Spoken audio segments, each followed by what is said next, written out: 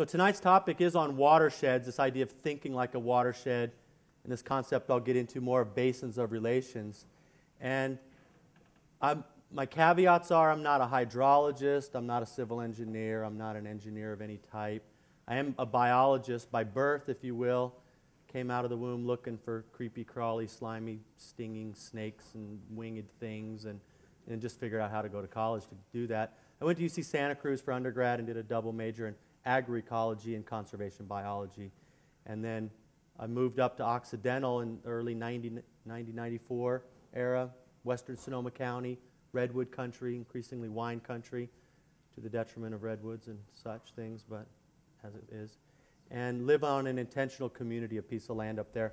Some folks may know of it, this piece of land. It was called the Farallons Institute through the 70s and 80s, fairly well known, kind of alternative energy, appropriate technology, community development piece of land. The early eras of permaculture I'll talk more about tomorrow night. And I think as the prelude to this, and we'll just launch right into it, for me, really getting into a study on water came about because as I spent so much time as a biologist trying to study endangered species, frogs and turtles and snakes and birds and foxes and such, it became pretty clear to me that when the hydrologic cycle of a place had been compromised, degraded or dehydrated to some extent, the carrying capacity for biology was going to be commensurately less.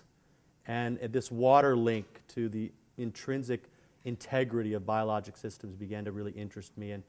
And so that's kind of what launched me into this whole world.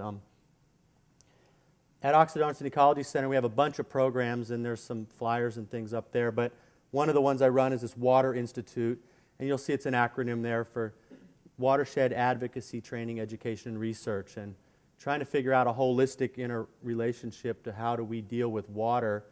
And then watersheds just becomes a three-dimensional container. It's really the geography upon which we discuss sustainability and regenerative ecological design ultimately. So many of you may have been misled to believe that this is planet Earth. I would assert that it's actually much better called planet water. 70% of the surface area of this living being is by its surface area water, right? It's 97% by volume saline solution, 2% in the poles, ice caps, deep groundwater, and a little bit less than 1% of fresh water cycling through terrestrial ecosystems. And interestingly enough, in the last 50 to 100 years, of that less than 1%, we've polluted half of it already.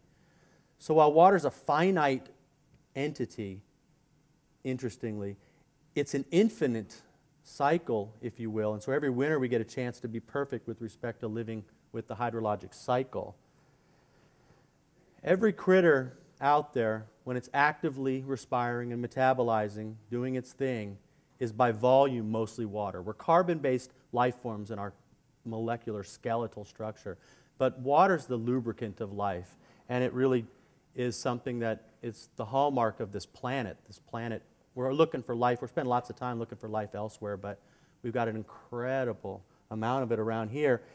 And the fun part to get into will be looking at these processes of geology, erosion, deposition, uplift, tectonics, this whole geologic time, that relationship, and then the carving of water and this dialogue between water and land and carving themselves out. And so an image like that where you may be mostly looking at the water, that's the surface water, the charismatic plumbing of the system, I would support you recognizing that by volume, all this vegetation, and depending on what time of year it is, you get into the humus and the subsoil there, it's mostly water.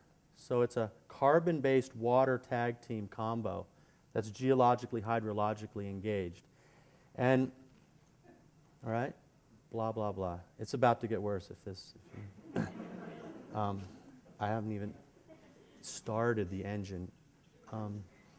So the scientific community then tells us that water is a molecule, right? H2O. And most of you generally are more accustomed to, right? It's the Mickey Mouse molecule. So it's got these hydrogen this oxygen face, this positive charge, this negative charge. It's polar molecule, it's bipolar, right? I should pass the hat for its therapy sessions. Like, it's Got bipolar issues. It's actually worse, right? It's like tripolar. It's like, I don't know, am I a solid? Am I liquid? Am I gas? Am I sublimating? Am I condensing? Am I evaporating? Am I transpiring? I mean, imagine water as a crystalline, six-sided, expansive solid, right? What's up with that? What's up with a solid that floats on its liquid self and with a little bit of sunlight can become a gas? Or go straight from a solid to a gas and not even be a liquid, right? Sublimation. Really? Does anyone know of another molecule on the planet that occupies all three phase states within a temperature range conducive for life and as a solid floats on its liquid self and has a higher specific gravity to absorb energy than water? This is planet water. This is one of the great substances. And then you get into this tantric aphorism, if you will, that form is the envelope of pulsation. And so if you look at this form, in this case a typhoon in the North Pacific, how many people have read the Da Vinci Code? What was the code? That's a lot of hands and a lot of silence. What was the code? 1, 1, 2, 3, 5, 8, 13. The Fibonacci series, right? And if you were to take any one of those numbers, such as, say, 3 to 5, right? Because you add 2 to 3 and you get 5, and then you add 3 to 5 and you get 8, and that's how it works. And so then if you were to take the 5 and divide it, right, divide the 3 into it, you would get a ratio of 1 to 1.6, which is the golden mean, right? The sacred geometric proportion. And if you look at all life, if this unit is a 1, then this length is 1.6. If this is a 1, the ratio is 1.6. If this is a 1, this is 1.6. And this curvature is that curvature, and the whole proportionality of every living being you know about has a relationship to that geometric underlying universality.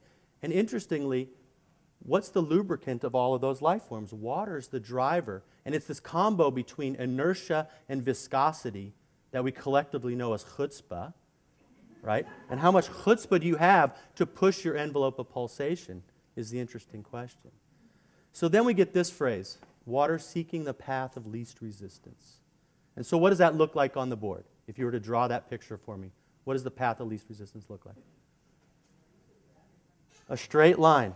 If you were to put a powder on a still body of water and photograph it from above after you drug a stick gently through it so that you got this train of vortices, moving energy two-dimensionally and vertically, vorticially, that's the path of least resistance. It's the path of optimum energy dispersion. And water is really looking for that. Life forms are looking for that. They're looking for ways to find the least frictional interface, if you will, right? They're looking to balance those harmonics. And this is just a fun photo. February 23rd, 2008. This is just a NOAA satellite image I picked up last February. People scan when storms are coming. And this is the last rain we got. And here's Hawaii and California. So this is our classic Pineapple Express, getting pushed by this here, that mushroom head, and setting up this double volute along the entire Pacific, North Pacific. It's just is this whole essence of these patterns are scale-independent expressions. Yeah? And there's something about it, and it's, when you start studying water and start studying patterns, there's a sense of honoring the extent of scale that water plays. And then you look at a pattern like this, right? Now, it's close to tax day, so I'm up for the idea of streamlining paperwork with the IRS. But when you're really addicted to lining streams with concrete, streamlining with a trapezoidal channel, that's designed to do a thing which is called dehydration. It's a drainage-based design. It happens to be a degradative and dehydrative design as far as I'm concerned generally. But it functions well. It's not clear that we ultimately get out of the landscape what we want with that design. So here you get this lovely little pattern, and there's this classic phrase, very well known in architecture and other fields, that form follows function.